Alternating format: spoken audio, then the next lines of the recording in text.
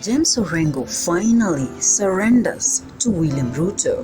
Who knew that the famous James Orengo, the greatest critique of William Ruto and UDA government, greatest non-supporter of the broad-based alliance, could also bow down to pressure?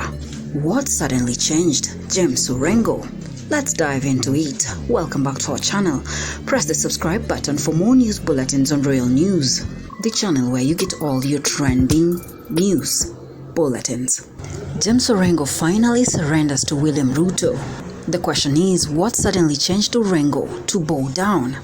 Now, yesterday William Ruto visited Siaya County, and according to James Orengo, Raila Odinga's words are final when it comes to the broad-based agreement. We all know that James Orengo has been a very big critique when it comes to the ODM. Can we listen to James Orengo surrendering to William Ruto? Your Excellency the President, last night and this morning, Right Honorable Raila Odinga rang me and he asked me to make sure that the people in Siaya receive you well. And I'm glad that those instructions have been carried out. When Baba says right, we go right. When Baba says left, we go. Yadimu yenika Baba wacho right or the right. He also asked me to bring his greetings to the people of Siaya. Yadimu wako Mosmara ila Odinga. Your Excellency the President, I want to allay the fears of those who think you don't have Siaya in your heart. Last week, when I was talking with you and you said you are coming to Siaya, you also confirmed that on the 16th of October this year, you are again coming to Siaya.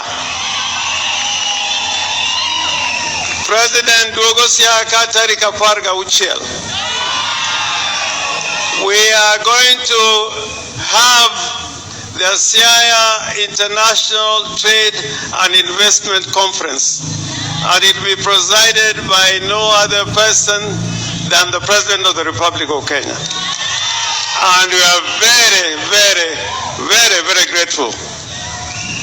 I want to say to the people of Siaya, particularly when my bishop, your word today, of brothers staying together, a people united,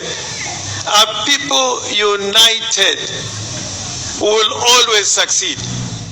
Now that is James Orengo. At one point, James Orengo was out of the public eye and people took to social media platforms criticizing the government, stating that Orengo had been poisoned, with his people having no whereabouts of where Orengo was. Now, why do you think James Orengo surrendered to William Ruto? What do you think could have suddenly changed the minds of James Orengo to support William Ruto? I want to talk to my sister Nyaugenya, Honorable Beth Mugo. We have gone through the trenches with you. You know when governments are in power, how they behave. I think probably you can give people on the other side a little education. That sometimes revolutions eat their own children. Yes. Government eats their own people. This government is going to punish you more than they will punish me. I'm telling you, in another 1 year, you will be crying in my office to come and represent you. I know, I can tell you.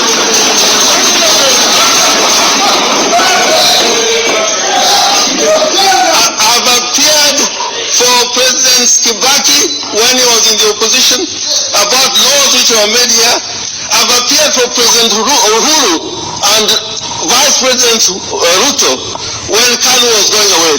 When Kibaki was taking away his members and making them ministers, I went to court on their behalf.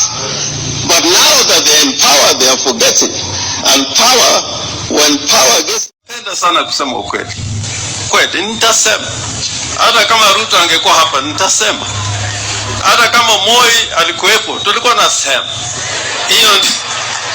Na mjue hatukukuwa na mtu mkali kuliko Kenyatta. Mimi nimefanya kazi na Kenyatta wakati nilikuwa university, nikaenda kwa bunge. Kenyatta akafa, mimi Orengo bado niko. Akaje Moi 23 years tukihangaika hapa Bungoma. Moi akafa, mimi Orengo bado niko.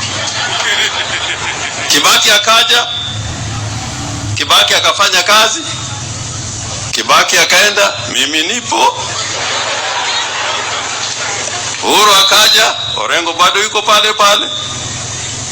Sasa Ruto yuko, tutaona nani ataondoka, mimi nitakuwa pale pale.